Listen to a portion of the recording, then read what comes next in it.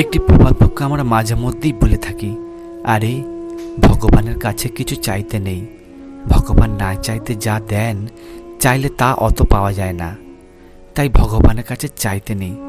কিন্তু কথাটা কতটা সত্য, আজকের একটা লীলা কথা আপনাদের শোনাবো। সত্যি বলছি, গায়ের লোম কাঁটা দিয়ে উঠবে। যে না চাইলে যে ভগবান কি দেন আর ভগবান ভক্তের সাথে কি লীলা করতে পারেন, সেটা আজকের এক বৃন্দাবন ধামের সত্য ঘটনা আপনাদেরকে জানাবো। এই ভিডিও কেউ স্কিপ করে যাবেন না। লীলা কথা ভগবানের প্রতি প্রেম এবং বৃদ্ধি পাবে, ভক্তি এবং প্রেম বৃদ্ধি পাবে। এই লীলা সাধারণ কোনো লীলা কথা নয়, এর সাক্ষাৎ ভগবান আর ভক্তের সেই লীলা যা সাক্ষাৎ বৃন্দাবন ধামে ঘটে গিয়েছে। চলুন সেই রস আস্বাদন করি। বৃন্দাবন ধামে এক পরম ভক্ত ছিলেন, সবাই তাকে আলবেলা বলে ডাকতেন। এই আলবেলা ভক্ত শিব বাঁকে বিহারীজির পরম ভক্ত ছিলেন, খুব প্রেম করতেন, বিহারীজিকে খুব ভালোবাসতেন। আর প্রত্যেক দিন ভোরবেলা উঠে গঙ্গা যমুনাতে স্নান করবে আর বৃন্দাবন পরিক্রমা দেবে। তারপরে বিহারীজির মন্দিরে এসে বিহারীজিকে প্রাণ ভরে দর্শন করবে। এই রকমভাবে বহু বছর অতিক্রান্ত হয়ে যায়, এই রকমভাবে দর্শন করতেই থাকে। সময়ের কালচক্রের অভাব, মানুষ কতদিন টিকে থাকতে পারে, একদিন তো বৃদ্ধা অবস্থা আসবেই। তো এই আলবেলা ভক্ত বিহারীজিকে দর্শন করতে করতে তার বৃদ্ধা অবস্থা এসে গেল। একদিন একটা সময় এলো, বৃদ্ধায় পরিণত হলো। আর একদিনকার ঘটনা, নিত্য দিনের মতো ভোরবেলা উঠে যমুনায় স্নান করে বৃন্দাবন পরিক্রমা দিয়ে তারপর বিহারীজি মন্দিরে আসেন। এই আলবেলা ভক্ত যখন বিহারীজি মন্দিরে প্রবেশ করলেন, বিহারীজি মন্দিরের চারিদিকে অগণিত ভক্তের ভিড়, বাঁকে বিহারীজি জয় জয়কার চলছে, চারিদিকে জয় জয়কার চলছে, ভজন কীর্তনে সারা মন্দির প্রভাবিত হয়ে উঠেছে, সবাই আনন্দ নৃত্য কীর্তন করছে। আর এদিকে আলবেলা ভক্ত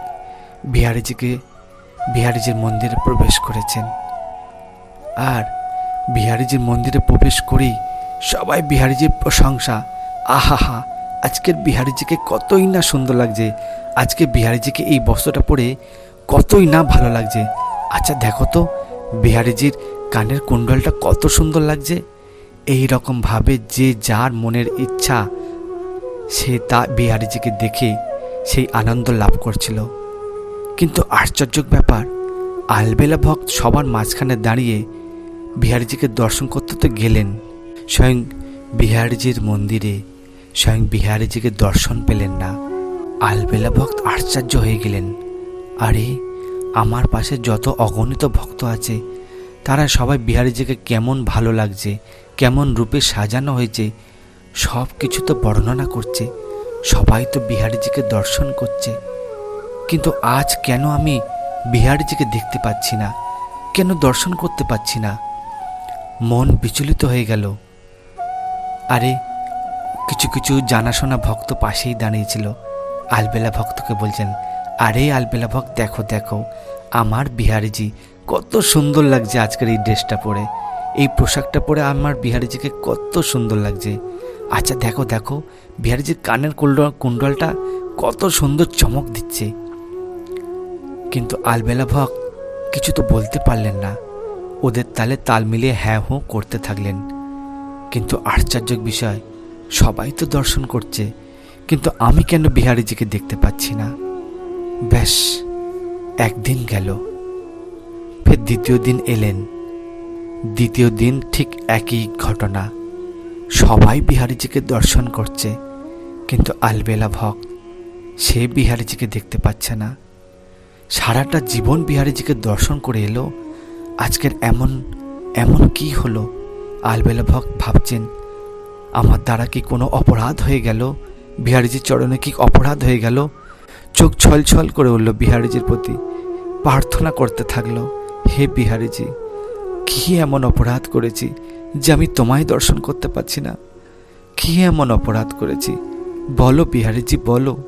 তোমায় দর্শন না করতে পারলে আমি আমি আমি ভালো থাকবো না। বলো বিহারীজি বলো।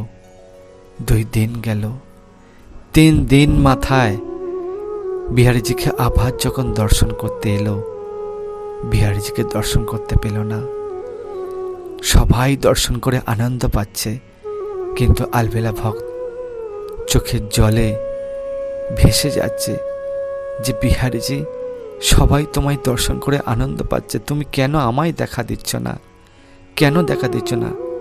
যদি তুমি আমায় দেখা নাই বা দাও, এই মনস্থির যদি তুমি করে থাকো, তাহলে আমার জীবন এরকম রেখে কি লাভ? আমার এই জীবন রেখে কি লাভ বিহারীজি? যার জন্য আমার জন্ম হয়েছে, যার চোখ দিয়ে এক ঝলক দর্শন করার জন্য আমি জীবিত আছি, যে মুখ দিয়ে আমি একবার তোমার নাম গুণাগুণ করতে পারি, যে পা দিয়ে আমি তোমার মন্দিরে আসতে পারি, যে হাত দিয়ে আমি তোমার সেবা কাজ করতে পারি, আজ এই শরীর তো কেবল তোমার জন্য, এই দেহ তো কেবল তোমার জন্য। কিন্তু এমন কি অপরাধ করেছে যে আমি দর্শন পাচ্ছি না? তাহলে শোনো বিহারীজি, যদি তুমি আমায় দর্শন না দাও, তাহলে আজ আমি প্রতিজ্ঞা করছি, এই জীবন আমি আর রাখবো না, আমি আত্মহত্যা করব বিহারীজি। আমি এই জীবন রাখবো না। কি লাভ? যার জন্য আমার এই জীবন, যার জন্য আমার সব কিছু, যাকে দর্শন করে আমার নিত্য আনন্দ লাভ করি, তাকেই যদি দর্শন না করতে পারি, তাহলে আমার জীবন শেষ করে দেওয়াই হলো একমাত্র কাজ। ব্যাস, বিহারীজির সামনেই প্রতিজ্ঞা করে চলে এলেন। এদিকে স্বয়ং বিহারীজি তার হৃদয় টলে যাচ্ছে যে এইবার আমার ভক্ত এমন সিদ্ধান্ত নিয়েছে, যাকে আমাকে কোনো প্রকারে আটকাতেই হবে। যমুনার কিনারে চলে গেলেন আলবেলা ভক্ত। সিদ্ধান্ত নিলেন, আজ আমি নিজের জীবনকে ত্যাগ করে দেব, আর এই জীবন রাখব না।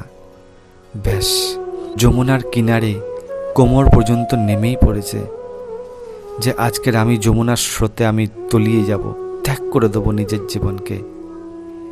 ইতিমধ্যেই একজন পিছন থেকে এক ব্যক্তি, যার কুষ্ঠ রোগে ভর্তি, পিছন থেকে ডাক দিলেন, মহারাজ, ও মহারাজ, দাঁড়ান দাঁড়ান দাঁড়ান, আপনি এ কি করতে যাচ্ছেন? দাঁড়ান দাঁড়ান দাঁড়ান, একটি কথা একবার শুনে যান আমার। কারণ আপনি যদি দেহত্যাগ করেন, তাহলে আমার কি হবে? কৃপা করে একবার ফিরে তাকান মহারাজ। আলবেলা ভক্ত ভাবলেন, আরে এ কে আমায় এরম ভাবে বলছে? পিছন পিঠে তাকিয়ে দেখে এক কুষ্ঠ রোগাক্রান্ত ব্যক্তি, সারা শরীর কুষ্ঠরোগে পরিপূর্ণ হয়ে আছে। সে করজোড়ে নিবেদন করতে থাকে, হে মহারাজ, একবার এই চিন্তা ভাবনা করার আগে একবার আমার জন্য চিন্তা করুন। আমার এই কুষ্ঠরোগে আমি জ্বালার যন্ত্রণা ছটকাচ্ছি, কৃপা করে আমার সমস্যার সমাধান করুন। আলবেলা ভক্ত বলছে, আরে একে আমি চিন্তায় পড়ে আছি, আর এদিকে আর এক বিপদ। আরে তোমার সমস্যা আমি কিভাবে সমাধান করব? কুষ্ঠরোগাক্রান্ত ব্যক্তি বললেন, হ্যাঁ মহারাজ, একমাত্র আপনিই পারেন আমার সমস্যার সমাধান করতে। আমার যে কুষ্ঠ রোগ হয়েছে, একমাত্র আপনিই দূর করতে পারেন। আলবেলা ভক্ত বলছেন, আরে আমি কিভাবে দূর করতে পারি? এটা কি বলছো? আরে এটা আমার সাথে কি হচ্ছে? আমি কিছুই বুঝতে পারছি না যে। তখন ওই কুষ্ঠ রোগাক্রান্ত ব্যক্তি বললেন, মহারাজ, সত্যি কথা বলছি যে এক ভক্তের সাথে দেখা হয়েছিল, এক সাধুর সাথে দেখা হয়েছিল। আর সেই সাধুর কাছে যখন গিয়েছিলাম আমার রোগকে মুক্ত করার জন্য, তখন ওই সাধু আমায় ডেকে বলেছিল যে যাও, বিহারীজির এক পরম ভক্ত আছে, যিনি স্বয়ং স্বপ্নে বিহারীজি আমায় আদেশ করেছেন যে ওই আলবেলা ভক্ত আছে, বিহারীজির এক পরম ভক্ত। তুমি যদি যাও তার কাছে, সে যদি মুখ থেকে একবার বলে যে হে বিহারীজি, এই ভক্তের রোগ ঠিক করে দিন, ব্যাস, তাহলে তোমার তৎক্ষণাৎ রোগ ঠিক হয়ে যাবে। তাই ওই মহাত্মার কথা শুনেই তো তোমার কাছে ছুটে এলাম। কৃপা করে একবার বিহারীজিকে বলুন। শুনে তো আশ্চর্য হয়ে গেলেন আলবেলা ভক্ত, যে আমার সাথে কি হচ্ছে? আরে যার দর্শন করার জন্য আমি 3 দিন মন্দিরে যাচ্ছি, যে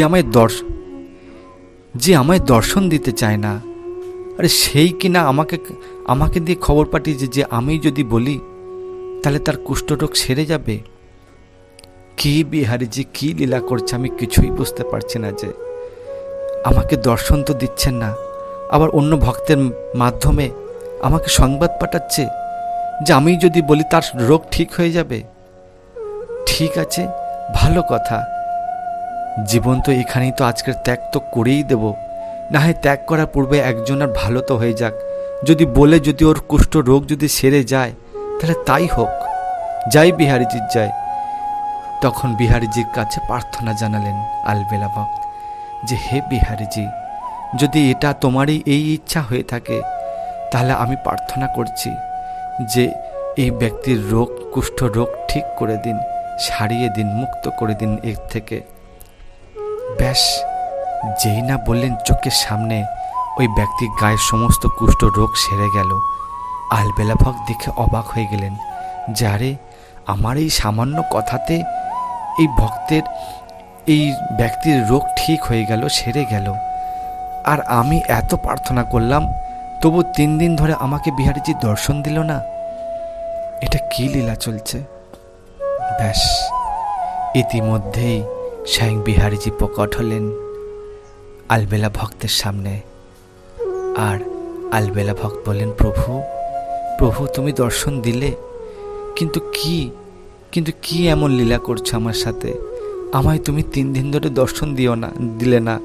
আমি যে কত কষ্ট পেয়েছি তুমি জানো না বিহারীজি, কিন্তু তুমি কেন আমায় দর্শন দিলে না? কেন? আর একজন এই কুষ্ঠ রোগাক্রান্ত ব্যক্তির একটা কথাতেই তুমি তার রোগ ভালো করে দিলে। এই তোমার কি লীলা প্রভু?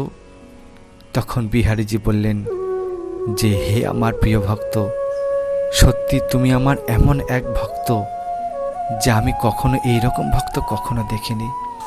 তুমি জানো, তুমি যখনই আমার কাছে আসো আমি তোমায় দর্শন দিতে পাচ্ছিলাম না, কারণ সবাই তো আমার মন্দিরে আসে, সবাই যে যার রোগ, যে যার দুঃখ, যে যার কষ্ট শুধু আমার কাছে চাইতেই থাকে, প্রার্থনা করতেই থাকে। কিন্তু তুমি এমন এক ভক্ত যা তোমার হাজার সমস্যা থাকলেও তুমি সারাটা জীবন আমার কাছে, আমার দর্শন করার জন্য তুমি ছুটে আসো, কিন্তু কখনো মুখ ফুটে একটা কথাও বলনি, মুখ ফুটে কোনো জিনিস আমার কাছে চাওনি, কিচ্ছু চাওনি তুমি।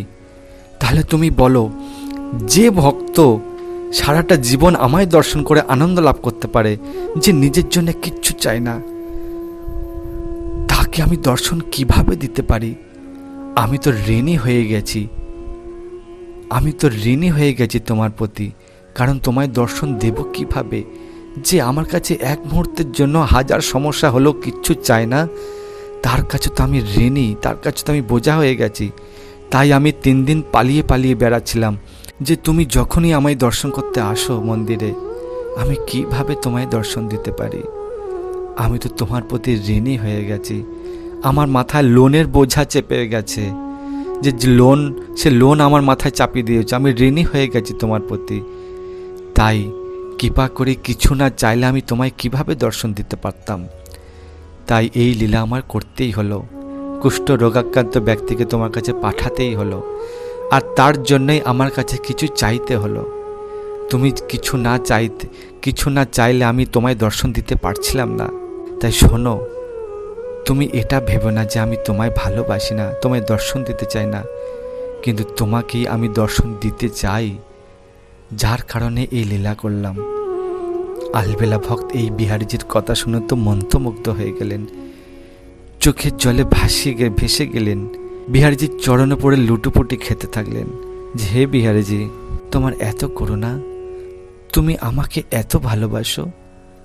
দেখুন, প্রথমেই বলেছিলাম না যে ভগবানের কাছে কিছু চাইতে নেই, চাইলে কিছু পাওয়া যায় না তেমন, কিন্তু না চাইতে অনেক কিছু পাওয়া যায়।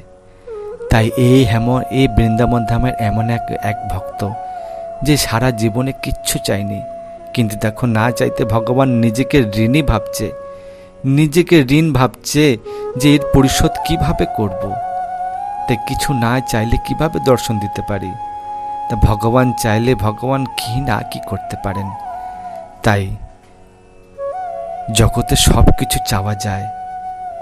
তুমি যদি সব কিছু চাও ভগবানের কাছে, তা সব কিছু তোমায় দেবে।